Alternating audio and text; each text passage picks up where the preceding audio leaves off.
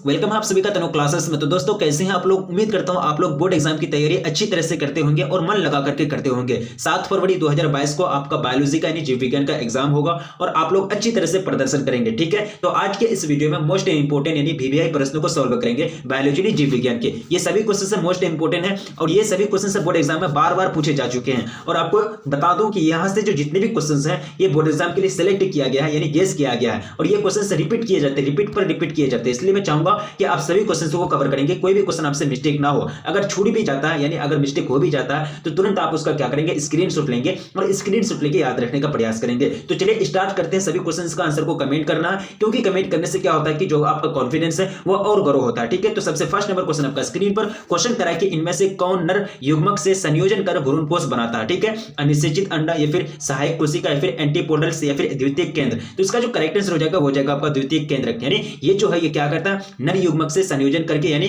Combine करके क्या बनाता है, भ्रूणपोष का निर्माण करता है। ऑप्शन आपका डी करेक्ट हो जाएगा फर्स्ट नंबर क्वेश्चन का। अब देखिए क्वेश्चन नंबर सेकंड पूछा गया कि स्तनधारी के शुक्राणु के मध्य भाग में क्या पाया जाता है। स्तनधारी के जो शुक्राणु होते हैं उसके मध्य भाग में यानी मिडिल पार्ट में जो होता है वो क्या पाया जाता है, केंद्रक या फिर राजधानी या फिर माइटोकॉन्ड्रिया या फिर सेंट्रिओल। ठीक है, तो वहां जो पाए जाते हैं वहां पाए जाते हैं माइटोकॉन्ड्रिया यानी माइटोकॉन्ड्रिया पाया जाता है स्तनधारी के शुक्राणु के मिडिल पार्ट में यानी मध्य भाग में। ऑप्शन आपका सी करेक्ट हो जाएंगे सेकंड नंबर क्वेश्चन का। काफी सिंपल क्वेश्चन है और यही सब क्वेश्चन से बोर्ड एग्जाम में आपको पूछे जाएंगे, कोई नया क्वेश्चन नहीं होता है।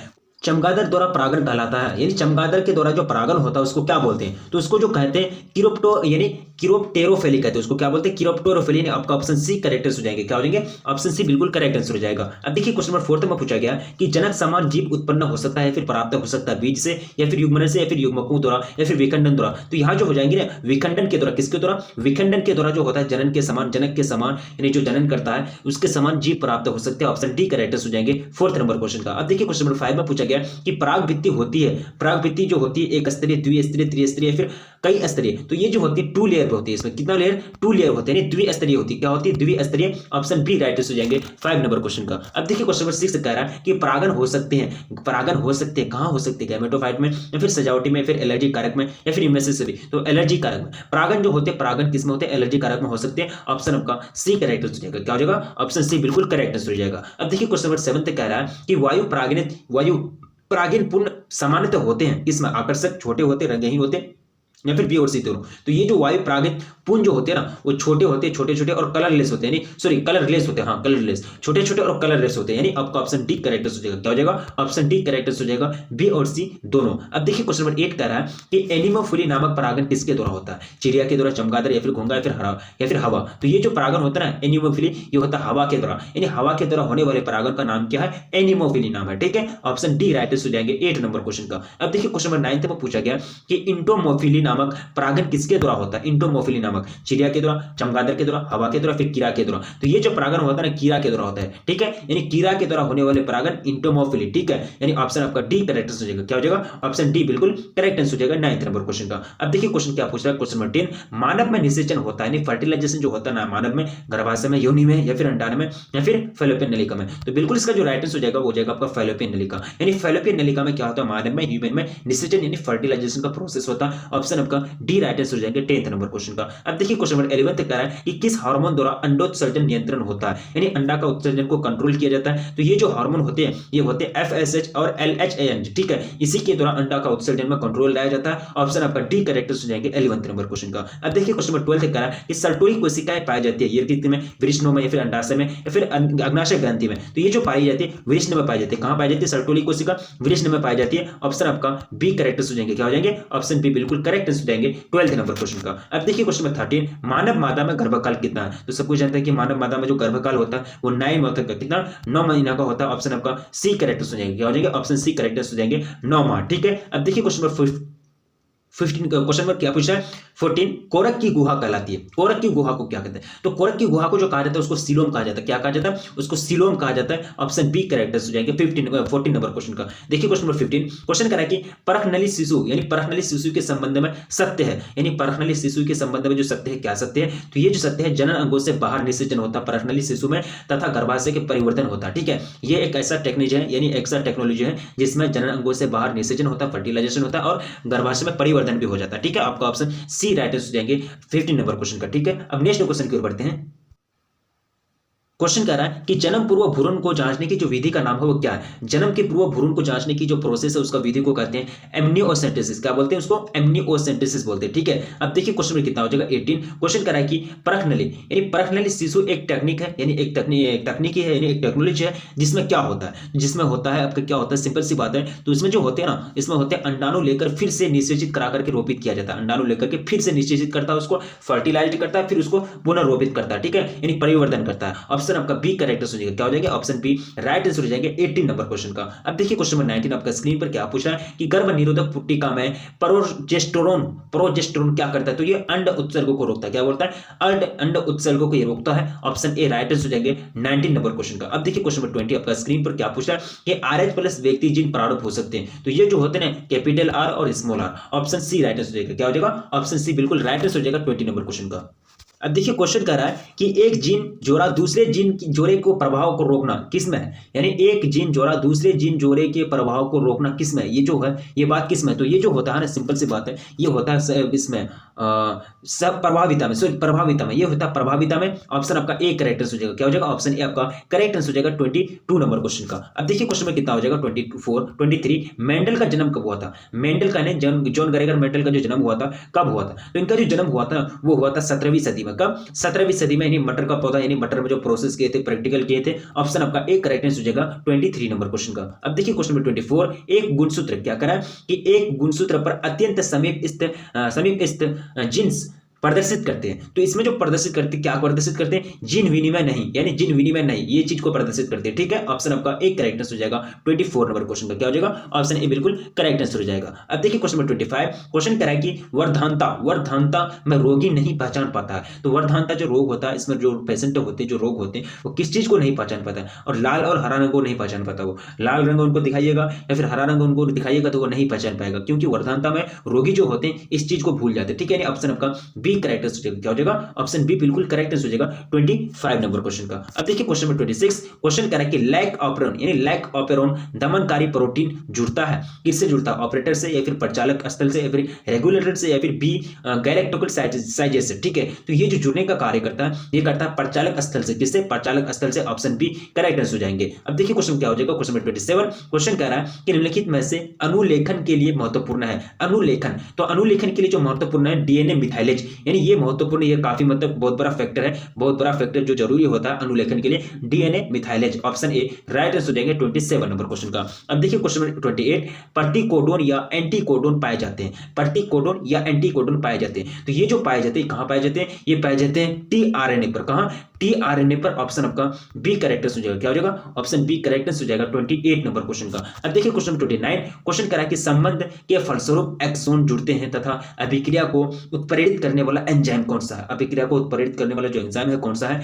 आरएनए लाइगेज या फिर आरएनए कोटिलेज या फिर आरएनए परिमिक्स या फिर आरएनए पॉलीमरेज। ठीक है, तो इसका जो राइट आंसर हो जाएगा वो हो जाएगा आपका आरएनए कोटिलेज। यानी आरएनए कोटिलेज क्या करता है? अभिक्रिया को और उत्प्रेरित कर देता है, यानी एक्टिव कर देता है। ठीक है, ये एक ऐसा एंजाइम होता है। ऑप्शन बी करेक्ट हो जाएगा 29 नंबर क्वेश्चन का। अब देखिए क्वेश्चन नंबर 30 क्वेश्चन करा कि कैंसर के इलाज के लिए निम्नलिखित में से कौन सा प्रचलित नहीं है? प्रचलित नहीं है। ठीक है, कौन प्रचलित नहीं है? सिंपल सी बात है, यहाँ जो प्रचलित नहीं है वो फिजियोथेरेपी, यह प्रचलित नहीं होता। ठीक है, ये तीनों चीज होता है, कीमोथेरेपी, रेडियोथेरेपी, सर्जरी, तो इसके तीनों की तरह कैंसर का इलाज होता है, लेकिन फिजियोथेरेपी इसमें नहीं होता है। ये फिजियोथेरेपी पोलियो वाला में होता है। ठीक है, ऑप्शन आपका डी करेक्ट हो जाएगा 30 नंबर क्वेश्चन का। अब देखिए क्वेश्चन नंबर 31 क्वेश्चन करें कि एड्स के लिए स्क्रीनिंग परीक्षण है। एड्स के लिए स्क्रीनिंग परीक्षण है, ये कैसा परीक्षण है? तो ये जो परीक्षण है ना, ये परीक्षण को कहते हैं एलिसा। क्या बोलते हैं? एलिसा। यानी 31 का ऑप्शन बी करेक्ट हो जाएगा। क्या हो जाएगा? ऑप्शन बी करेक्ट आंसर हो जाएगा। हड्डी तोड़ बुखार का वेक्टर है, यानी हड्डी तोड़ बुखार का वेक्टर है कौन है? एनाफिलीज या फिर एडिस या फिर क्यूलेक्स या फिर इनमें से कोई नहीं। तो इसका जो बुखार होता है, इसका जो वेक्टर होता है ना, वो होता है क्यूलेक्स। क्या होता है? क्यूलेक्स, यानी ऑप्शन सी करेक्ट आंसर हो जाएगा 32 नंबर क्वेश्चन का। अब देखा जाए क्वेश्चन नंबर 33 क्वेश्चन कह रहा है कि समूह की एंटीबॉडीज से एलर्जिक क्रिया प्रारंभ होती है। समूह की एंटीबॉडीज से एलर्जिक क्रिया प्रारंभ होती है कहां से? तो ये जो शुरू होती है ना, ये होती है आईजीई से। कहां से? आईजीई से। ऑप्शन आपका बी करेक्ट आंसर हो जाएगा। क्या हो जाएगा? ऑप्शन बी करेक्ट आंसर हो जाएगा 33 नंबर क्वेश्चन का। क्वेश्चन नंबर 34 मलेरिया में मच्छर द्वारा रुधिर में निर्मुक्त उत्पाद जो ठंड तथा बुखार उत्पन्न करता है क्या कहलाता है उसको? मलेरिया में मच्छर द्वारा रुधिर में निर्मुक्त उत्पाद जो प्रोडक्ट होते हैं, जो मतलब एक तरह से ठंडा और बुखार द्वारा उत्पन्न होता है, उसको क्या कहते हैं? तो इसको जो कहा जाता है, इसको कहा जाता है हीमोजोइन। क्या कहते हैं इसको? हीमोजोइन कहते हैं। ऑप्शन आपका सी करेक्ट हो जाएगा। क्या हो जाएगा? ऑप्शन सी बिल्कुल करेक्ट हो जाएगा 34 नंबर क्वेश्चन का। अब नेक्स्ट क्वेश्चन देखिए, क्वेश्चन 35, मनुष्य में पाए जाने वाले अवशेषीय अंग, यानी मनुष्य में जो अवशेषीय अंग पाए जाते हैं वो कौन सा अंग है? तो ये कर्ण पेशियां, उदर पेशियां या फिर खोपड़ी की पेशियां, तीनों पेशियां अवशेषीय अंग है। ठीक है, तीनों के तीनों पेशियां मनुष्य में क्या है? अवशेषीय अंग है। ऑप्शन डी राइट आंसर हो जाएगा। क्या हो जाएगा? ऑप्शन डी बिल्कुल राइट आंसर हो जाएगा। अब देखिए क्वेश्चन 36, क्वेश्चन पूछा गया कि मेसोजोइक युग है मत्स्यों का या फिर उभयचरियों का या फिर सरीसृपों का या फिर ट्राइलोबैट्स का। ठीक है, तो ये जो युग है ये किसका युग है? तो ये जो है ना सरीसृपों का, यानी ऑप्शन सी करेक्ट हो जाएगा 36 नंबर क्वेश्चन का। अब देखा जाए क्वेश्चन 37, क्वेश्चन कर रहा है कि लीडर वर्ग का प्रयोग किससे संबंधित है? ये संबंधित किससे? उत्परिवर्तन से या फिर उपार्जित विभिन्नता से, फिर अनुकूलन से या फिर कृत्रिम चयन से? तो ये जो संबंधित है ये संबंधित है अनुकूलन से। किससे? अनुकूलन से। ऑप्शन सी राइट आंसर हो जाएगा। अब देखिए क्वेश्चन 38, आनुवंशिक अपवाहन किसकी जीन तीव्रता में परिवर्तन लाता है? आनुवंशिक अपवाहन किसकी जीन तीव्रता में? प्रथम पीढ़ी, अगली पीढ़ी, अपवर्वाही पीढ़ी या फिर प्रभाव पीढ़ी? तो ये जो चेंजिंग लाता है ना, ये अगली पीढ़ी में चेंजिंग लाता है। किसमें? अगली पीढ़ी में। ऑप्शन बी राइट आंसर हो जाएगा। अब देखिए क्वेश्चन 39, क्वेश्चन कर रहा है कि कोएसरवेट्स को प्रायोगिक रूप से किसके द्वारा उत्पन्न किया गया था? ऑपेरिन या फिर फिशर या फिर जैक एवं मोनोड या फिर यूरे एवं मिलर? तो ये जो एक तरह से उत्पन्न किया गया था, ये उत्पन्न किया गया था ऑपेरिन के द्वारा। किसके द्वारा? ऑपेरिन के द्वारा। नेक्स्ट देखिए क्वेश्चन नंबर 40, विषाणु का अध्ययन किस शाखा में किया जाता है? किस ब्रांच में किया जाता है? विषाणु जो होता है इसका स्टडी जो किया जाता है, इससे रिलेटेड सभी टर्म्स का किस में किया जाता है? ये जो स्टडी किया जाता है ये कहाँ किया जाता है? ये किया जाता है वायरोलॉजी में। किसमें? वायरोलॉजी। वायरस का स्टडी, वायरोलॉजी, वायरस का यानी विषाणु को अंग्रेजी में क्या बोलते हैं? वायरस बोलते हैं ना। तो वायरस का जो स्टडी किया जाता है उसको क्या बोलते हैं? वायरोलॉजी बोलते हैं। ठीक है, अब नेक्स्ट क्वेश्चन आपका स्क्रीन पर 41, पीसीआर विधि आवश्यक है। पीसीआर विधि किसमें आवश्यक है? डीएनए के संश्लेषण में, प्रोटीन के संश्लेषण में, एमिनो अम्ल के संश्लेषण में, या फिर डीएनए संवर्धन में? तो पीसीआर की जो प्रोसेस है ये सहायक होता है डीएनए के संवर्धन में। किसमें? डीएनए के संवर्धन में। ऑप्शन आपका डी करेक्ट आंसर हो जाएगा। अब देखिए क्वेश्चन नंबर 42, क्या पूछ रहा है कि रेस्ट्रिक्शन विकर है। रेस्ट्रिक्शन विकर है तो ये जो विकर होता है ना, एंडोन्यूक्लियस होता है। क्या होता है? एंडोन्यूक्लियस। ऑप्शन आपका बी राइट आंसर हो जाएंगे। अब देखिए क्वेश्चन नंबर 43, दर्दनाक औषधियां। दर्दनाक औषधियां क्या होती है? दर्द उत्तक बनाती है या फिर दर्द से मुक्त दिलाती है या फिर थकावट मुक्त दिलाती है या फिर पीरकारी होती है? तो दर्दनाक जो औषधियां होती है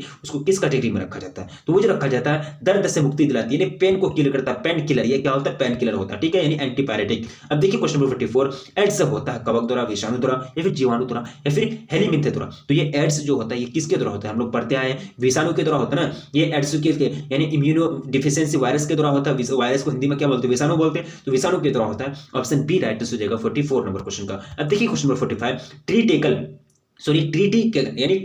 मनुष्य द्वारा निर्मित प्रथम धान्य फसल है। यह गेहूं का किसके द्वारा के साथ संकरण करके तैयार की गई है? ठीक है, तो ये जो काफी इसका सिंपल क्वेश्चन है, तो ये राय के द्वारा। किसके द्वारा? राय के द्वारा। ऑप्शन ए बिल्कुल राइट आंसर हो जाएगा 45 नंबर क्वेश्चन का। अब देखिए क्वेश्चन नंबर 46, क्वेश्चन कह रहा है कि संकर ओज प्रेरित किया गया। ठीक है, अभी तक जो वीडियो को लाइक नहीं किया प्लीज वीडियो को लाइक कर देंगे, अपने दोस्तों में प्लीज एक बार जम करके शेयर कर देंगे। ठीक है, आप लोगों के लिए इतना मेहनत करते हैं तो आप लोग इतने छोटे से काम तो कर ही सकते हैं हम लोगों के लिए। ठीक है, तो इसका जो करेक्ट आंसर हो जाएगा दो पादपों के परसंकरण द्वारा। ठीक है, कि किसके द्वारा? दो पादपों के संकरण द्वारा होता है। ठीक है, संकर बीज, संकर ओज प्रेरित किया गया है ये प्रोसेस के द्वारा। यानी दो पादप के बीच वहां संकरण करा दो तो वहां क्या हो जाएगा? संकर ओज प्रेरित हो जाएगा, एक्टिव हो जाएगा। ठीक है, यानी ऑप्शन सी राइट आंसर हो जाएगा 46 नंबर क्वेश्चन का। अब देखा जाए क्वेश्चन नंबर 47, क्वेश्चन कह रहा है कि नॉर्मन बोरलॉग हरित क्रांति के जनक कहलाते हैं। उन्होंने किसकी नई किस्म उत्पन्न की? ठीक है, किसकी नई किस्म? तो वो जो किए थे गेहूं की। किसकी? गेहूं की, यानी ऑप्शन आपका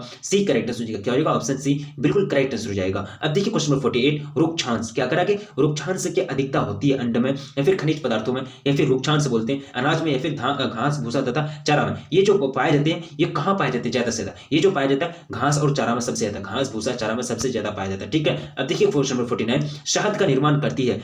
शहद का निर्माण नर मधुमक्खी या ड्रोन कार्य करता है, सेवक मधुमक्खी, रानी मधुमक्खी या फिर ए और सी दोनों? तो शहद का जो निर्माण करती है वो कौन कौन करती है? कार्यकर्ता और सेवक मधुमक्खी। कौन? कार्यकर्ता और सेवक मधुमक्खी, यानी ऑप्शन आपका बी करेक्ट हो जाएगा 49 नंबर क्वेश्चन का। अब देखिए क्वेश्चन नंबर 50, स्तनधारी के शुक्राणु के मध्य भाग में क्या पाया जाता है? तो माइटोकॉन्ड्रिया। क्या पाया जाता है? Mitochondria, option C right answer हो जाएंगे। ये सभी क्वेश्चन से काफी यूनिक क्वेश्चन है, क्योंकि ये सभी क्वेश्चन बोर्ड एग्जाम में काफी पूछे जा चुके हैं और आपको पूछे जाएंगे, ठीक है, ये मैं गारंटी देता हूं। इसलिए आप सभी क्वेश्चंस को याद रखने का प्रयास करेंगे। जो भी आप स्क्रीनशॉट लिए हैं उसको 1 से 2 बार देखेंगे, याद हो जाएगा, ठीक है। तो चैनल पर पहली बार विजिट कर रहे हैं तो प्लीज चैनल को सब्सक्राइब कर लें, क्योंकि चैनल पर आपको वो मटेरियल प्रोवाइड की जाती है जो बोर्ड एग्जाम के लिए, प्रदर्शन के लिए बहुत जरूरी होता है, ठीक है। वीडियो को अभी तक लाइक नहीं किया, प्लीज वीडियो को लाइक कर देंगे और अपने दोस्तों में प्लीज एक बार टाइम करके शेयर कर देंगे। तो रखिए अपना ख्याल, मिलेंगे फिर नेक्स्ट वीडियो में, तब तक के लिए।